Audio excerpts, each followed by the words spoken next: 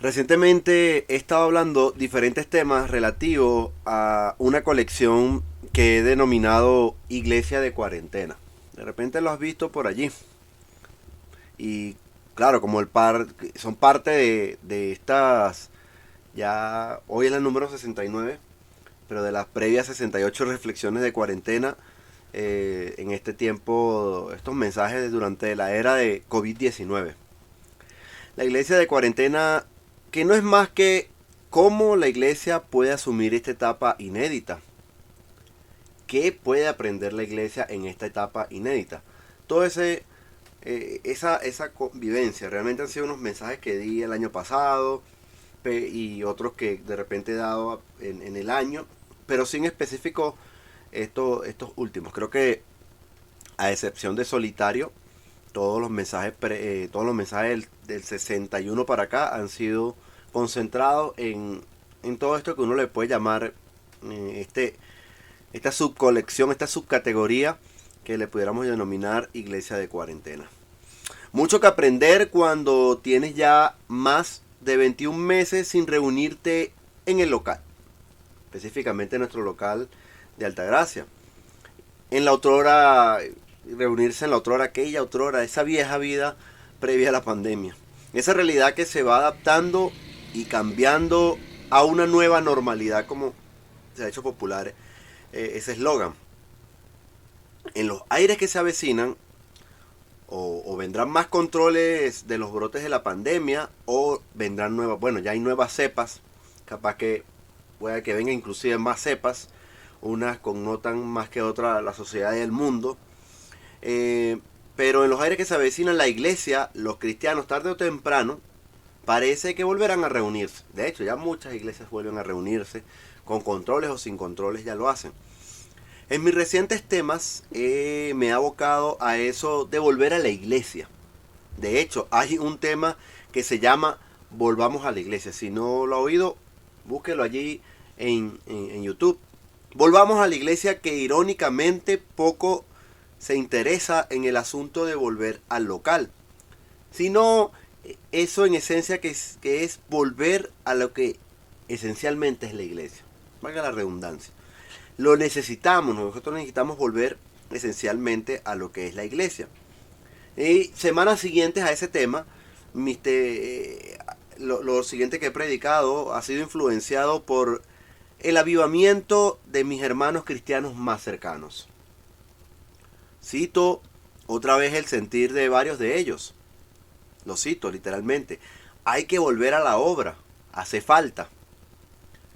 Fin de la cita. Así como hace falta volverse a reunir, así como hace falta volver a lo que es la iglesia, hace falta volver también a la obra. Todo eso que en sí es la iglesia.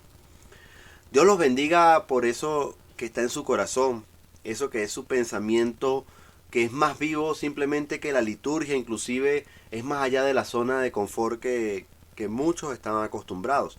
La obra que hace Dios entre los seres humanos, la obra de expandir el mensaje de su plan de salvación, que por medio de Jesús encontramos el camino a la redención de la vida pecaminosa y entrada al reino eterno. Por cierto, estamos en los días de las tradiciones navideñas. De hecho, yo pensaba hablar un mensaje de tradiciones navideñas. No concilié ese pensamiento y seguí en este hilo de ideas. Estamos en los días de las tradiciones navideñas. Propicio recordar que nace el Hijo del Hombre, nació el Hijo del Hombre. El Verbo eterno que se hizo carne, quien habitó entre nosotros, cuya misión de amor era el desenlace terrible para él de ser Cordero que quita el pecado del mundo, el Cordero de Dios, quien fue castigado por los pecados de la humanidad, muerto mediante la humillación de la crucifixión y resucitó al tercer día porque la muerte no podía retenerlo. Y él se convierte en la esperanza de resurrección para toda la humanidad. Lo que representa Jesús, la dispensación de este tiempo, siempre es propicio celebrar, recordar su vida aquí. Más importante, concentrarnos en su regreso, en lo que llamamos y conocemos como la segunda venida o su segunda venida. Y a esto en teoría se dedica la iglesia, a estar ocupada en esa segunda venida, bien sea creciendo en el conocimiento teológico acerca de Dios y su voluntad con los hombres o para con los hombres, también en las prácticas comunes del credo, reuniéndose, persistiendo en sus tradiciones y también en extender su misión. Más allá de la perspectiva de que las personas se unen a la religión, más allá de la perspectiva de que las personas se unen a la religión o a la iglesia, el enfoque debería ser propagar el mensaje del reino eterno de Dios y el camino en el cual Dios aprueba a los seres humanos. Universalmente a esto se le llamaría evangelización. Universalmente a esto se le llamaría evangelización.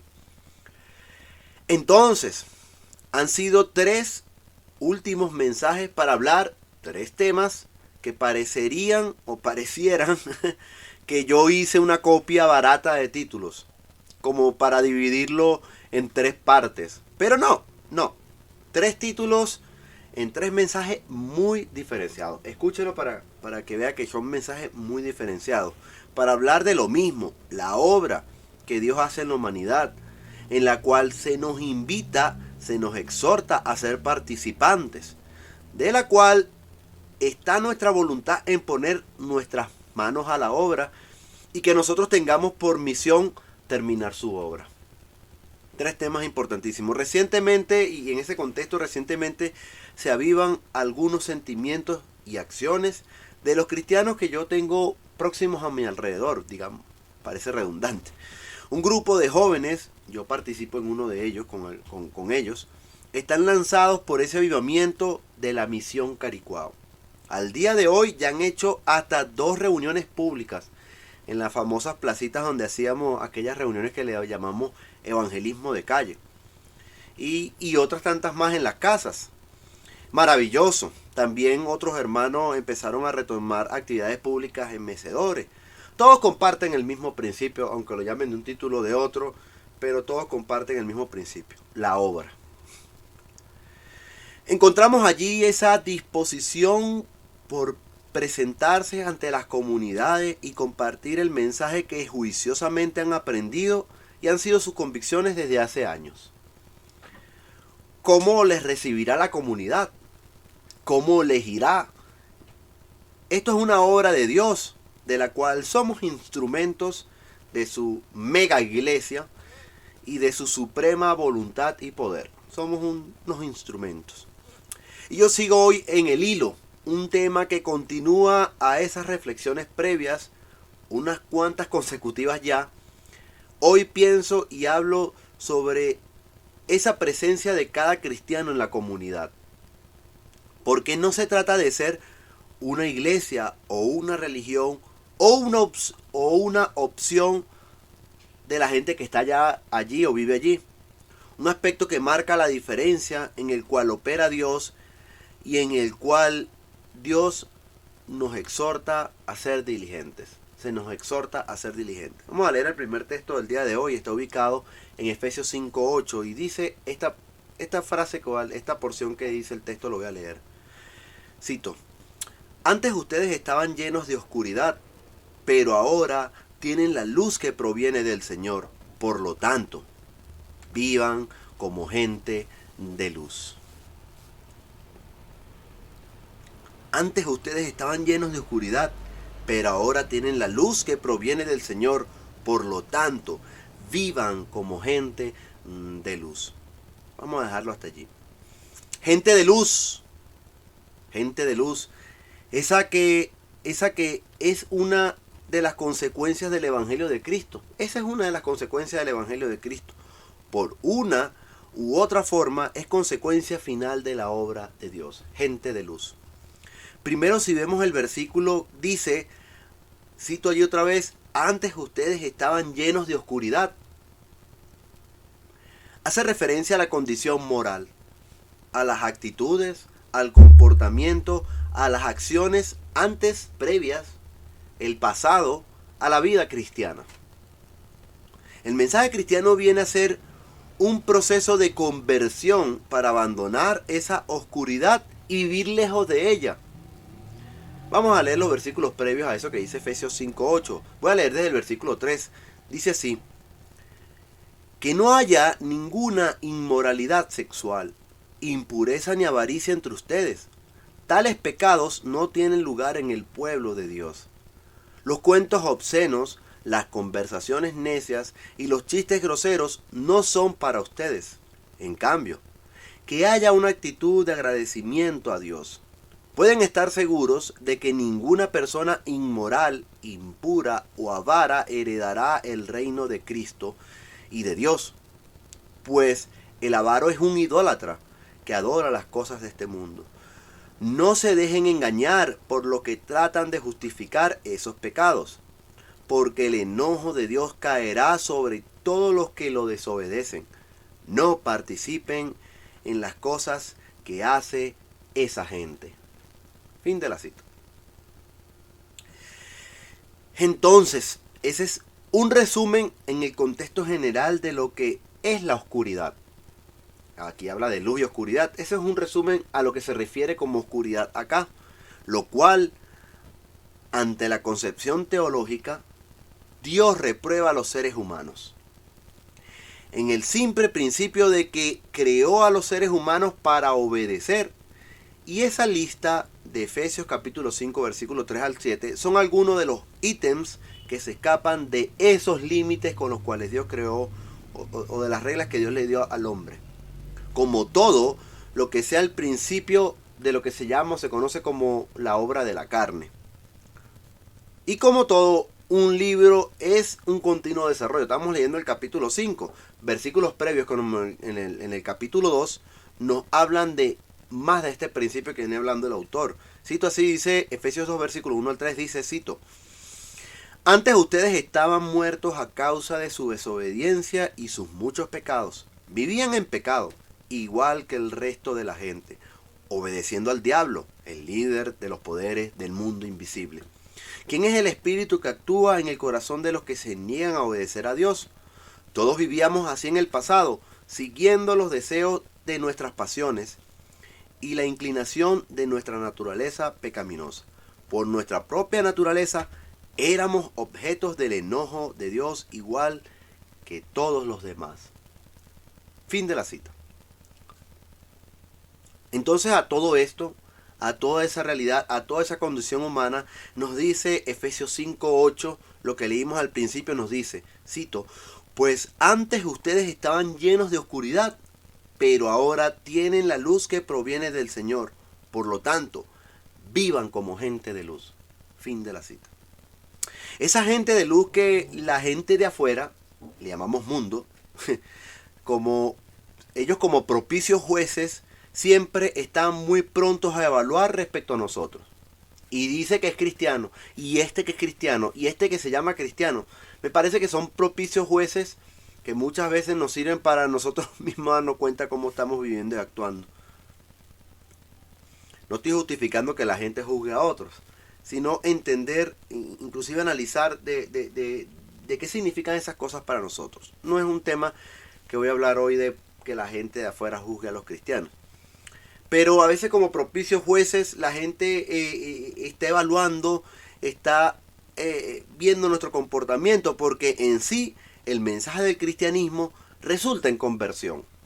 De una vida de muerte espiritual a una vida de resurrección espiritual guiada por el Espíritu de Cristo. Vamos a seguir leyendo Efesios 5, el versículo 9 dice, cito: pues esa luz que está dentro de ustedes produce solo cosas buenas, rectas y verdaderas. Fin de la cita. El versículo anterior dice, vivan como gente de luz. Dice aquí, pues esa luz que está dentro de ustedes produce solo cosas buenas, rectas y verdaderas. Y ese es el propósito de Dios, por lo cual provee hasta el Espíritu Santo para inspirar el cambio en las personas. La luz viene a ser un símbolo o una ilustración que caracteriza la nueva vida en Cristo, la nueva vida cristiana. usada en la Biblia, inclusive en el sermón más extendido de Jesús en la Escritura, el llamado Sermón del Monte. Vamos a leer el siguiente versículo, que está en Gálatas capítulo 5, versículo 22 y parte del 23. Cito: la clase de fruto que el Espíritu Santo produce en nuestra vida es amor, alegría, paz, paciencia, gentileza, bondad, felicidad, humildad y control propio. Fin de la cita. Y este es el plan en un macro general, rápido, pensado y escrito en 2 horas. Lo que Dios quiere de cada uno es convertirnos en luminares. Sin embargo, una realidad que vemos en los años, al pasar los años, al transcurrir los años, a veces iluminamos poco, como un bombillo intermitente. Y esto no es la constancia, esto no es la consecuencia o no resulta por la constancia que tenemos con las que nos reunimos o con la que hacemos o cumplimos las actividades o con las que somos fieles a los ritos de la religión o la vida litúrgica. No, la intermitencia viene dada por la irregular conducta o la conducta irregular. Bien propicio me vino a la mente mencionar esto que dice Efesios 4:30, cito: no entristezcan al Espíritu Santo con la forma en que viven. Fin de la cita. La forma de vida que a veces la luz se convierte en oscuridad. Bueno, la luz deja de ser luz y reina la oscuridad, mejor decirlo así.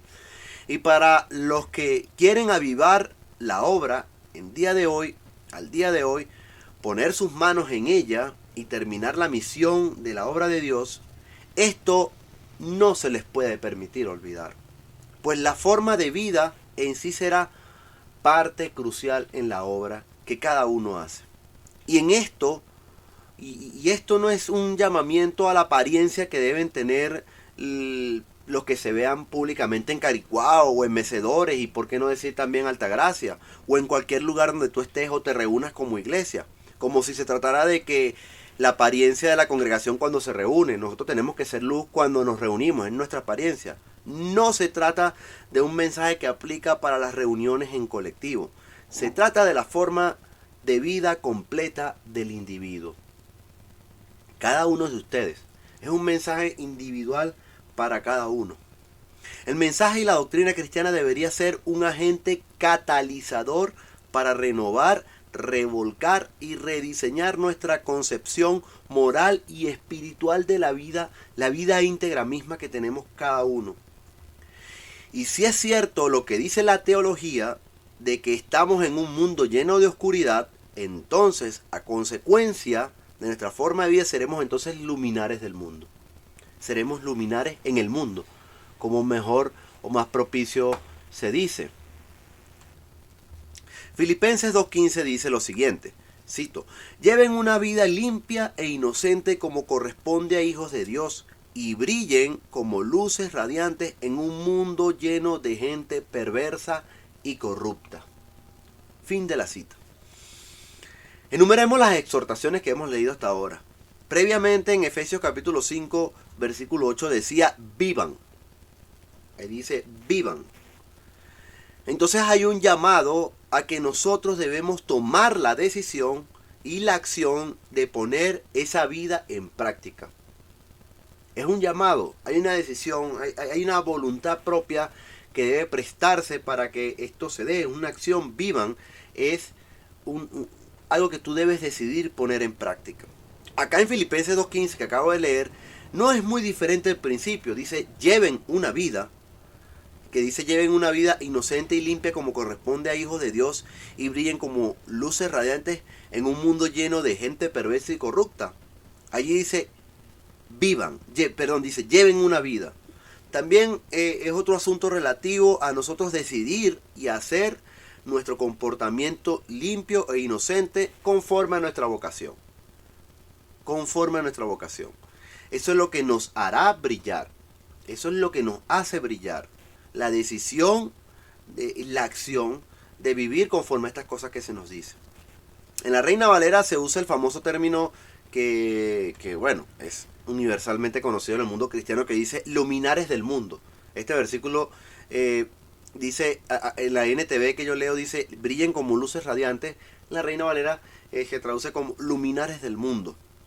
Y es el término de iluminadores, luminares, luces. El término que dice aquí denota un luminar, una luz, un emisor de luz, que se usa en el sentido figurado de los creyentes, resplandeciendo como luminares en las tinieblas espirituales del mundo. También dice el diccionario, dice también este término, que resplandece y que se hace aparecer, que se denota, se muestra. Se muestra. Filipenses 1:27 dice, cito, sobre todo deben vivir como ciudadanos del cielo, comportándose de modo digno de la buena noticia acerca de Cristo. Fin de la cita. Allí está otro versículo con los mismos fundamentos. En este apartado se nos dice, deben, lo que es implícitamente y consecuentemente una ley de la buena noticia. La buena noticia también es una traducción para decir el evangelio. Entonces, conforme al evangelio nosotros debemos, hay un deber, vivir como ciudadanos del cielo. Entonces la profesión del cristianismo exige una conducta digna de tal. Si nosotros somos cristianos, debemos vivir conforme a eso. Debemos, allá creo que es un 1 Juan 2:6, que dice que permanece en él, debe andar como él anduvo. Creo que exactamente el versículo lo dice así en Reina Valera. Entonces la profesión del cristianismo exige una conducta digna de tal.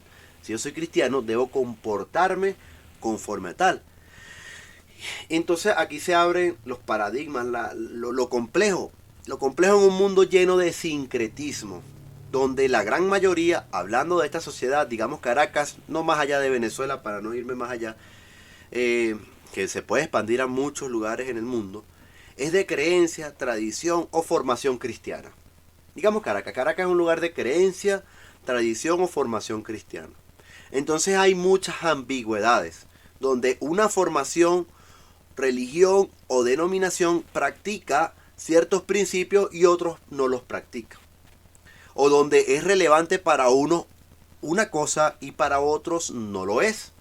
Donde algunos que también se consideran cristianos, dicen son creyentes cristianos, le preguntan a uno, a mí me preguntan, por ejemplo, te pueden preguntar a ti como miembro de la Iglesia de Cristo, te preguntan, ¿tú que eres cristiano puedes tener relaciones fuera del matrimonio, relaciones sexuales? O también te pueden hacer preguntas genéricas, ¿tú que eres cristiano puedes hacer esto u aquello? Y esa persona también se considera cristiana, pero tú eres cristiano, a lo mejor te ven como más religioso, tradicional, etcétera, y ellos se ven cristianos de otra manera y se hacen estas preguntas.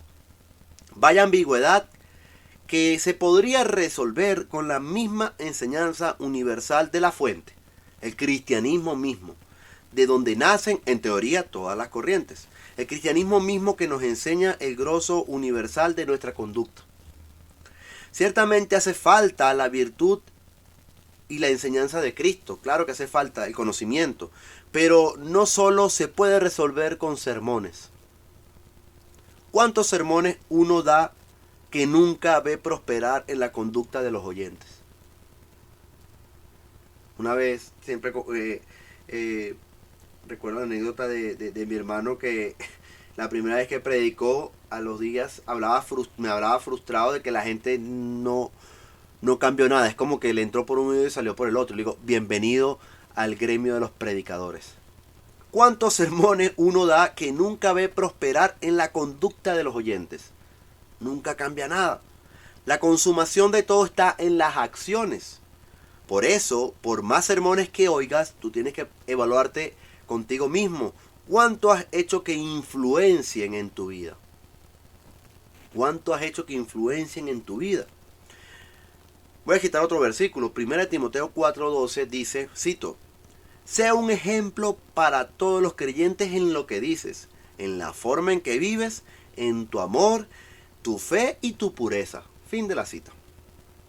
En la obra, cada quien participa, en la obra que cada quien participa, nosotros debemos mostrar virtud en la forma de vivir, en el amor que expresamos, en nuestra convicción de fe, en la pureza que guardamos.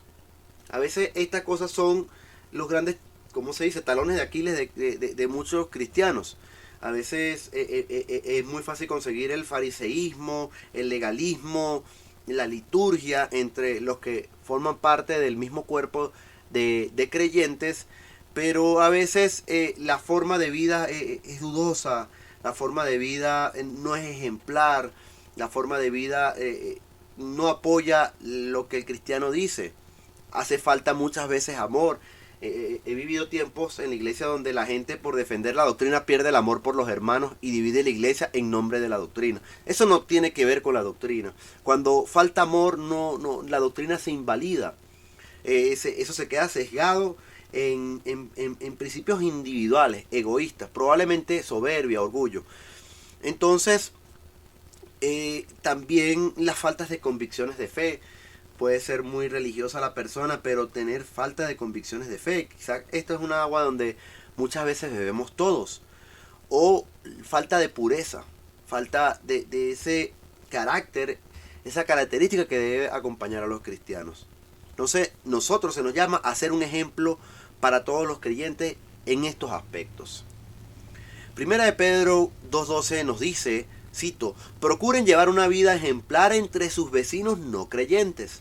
Así, por más que ellos los acusen de actuar mal, verán que ustedes tienen una conducta honorable y le darán honra a Dios cuando Él juzgue al mundo. Fin de la cita. No solamente consiste en invitar a la gente, a los vecinos, a los amigos o a los familiares a las reuniones de la iglesia. Bueno, realmente ni siquiera esa es la esencia suprema de la obra de Dios. Porque el fin primario es compartir la buena noticia de Cristo. La que a consecuencia añade a la gente a la iglesia. Muchas veces la persona, no, yo he invitado a tanta gente a la iglesia, invité. Pareciera que lo que Dios quiere es que personas asistan a reuniones de la iglesia. Pero lo que necesitan las personas es compartirle la buena noticia. Fuera de la iglesia, dentro de la iglesia. Cuando una persona es convertida por el mensaje de Cristo, va a llegar a la iglesia sola. Porque ya el Espíritu le ha dado a conocer la verdad. Entonces no consiste en eso, no es la parte suprema. Consiste en procurar y ser diligente porque se tenga una vida ejemplar. Porque nuestra vida sea ejemplar, nuestra vida muestre esa salvación que predicamos, esa conversión que predicamos, ese cristianismo que predicamos. Voy a leer otro versículo, Colosenses 4, versículo 5, cito.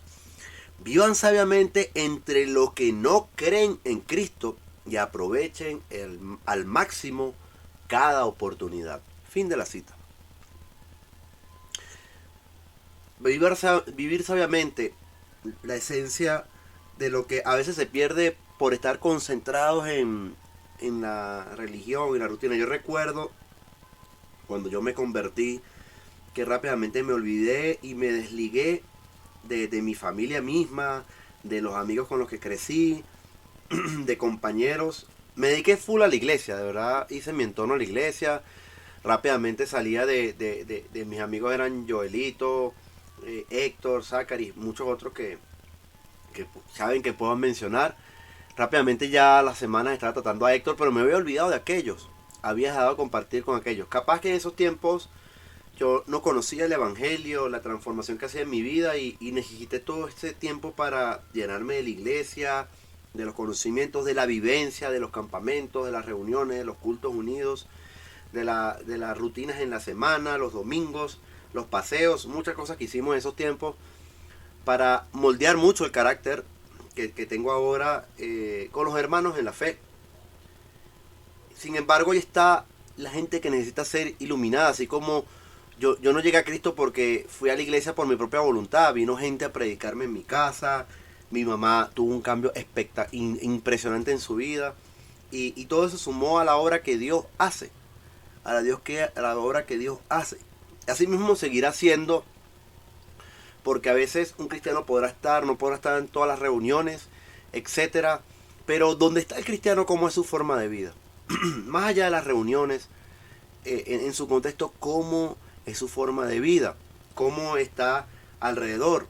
Por eso tenemos que llenarnos de otros versículos, como decía anteriormente, Primera de Pedro 2:12, que nos dice que procuremos llevar una vida ejemplar entre sus vecinos no creyentes. Eso es clave. Eso es hacer también la obra. Eso es sumar a lo que Dios quiere en la humanidad. También lo que dice Colosenses 4:5, vivan sabiamente entre los que no creen en Cristo y aprovechen al máximo cada oportunidad. Vivir sabiamente, entender la voluntad de Dios, conocer la voluntad de Dios y cómo comportarnos en cada momento y cada oportunidad que Dios nos dé, hacer algo en medio de ellos. Puede ser que se niegue a creer, que no lo conozcan, etcétera, etcétera. No sean creyentes en Cristo. Así que hoy mi mensaje ha sido esto: cuidar, cumplir y ser diligentes respecto a nuestra conducta y forma de vida, que sea conforme a la influencia del Espíritu Santo de Dios. Eso que nos convierte en gente de luz, que no va a ser regalado por un título. Yo soy cristiano, ya soy gente de luz, jactarme de eso. No, va a ser algo que se confirma con tus acciones, con mis acciones, con nuestro diario vivir. No olvidemos los fundamentos de la profesión cristiana, no nos olvidemos de ello. Donde quiera que estemos, con quienes estemos, siempre somos llamados a ser gente de luz. Hagamos una oración. Señor, gracias Señor por un día más seguir en este mensaje, este camino cristiano, mientras aguardamos la segunda venida de Cristo, en la cual deberíamos ser diligentes y guardar nuestra conducta, como dice, esforzándonos y apresurándonos que ese día sea hecho. El día de Dios que se acerca. Esa es la convicción que guardamos y predicamos, por lo cual tiene sentido seguir hablando y compartiendo el mensaje de Cristo, y por lo cual la gente necesita la salvación que viene de Jesús, para aquel día en el cual vendrá a ver a todos los seres humanos y esperemos estar contigo, Señor. La esperanza cristiana. Gracias por este mensaje, Señor, que me has permitido conocer, condensar y redactar este día.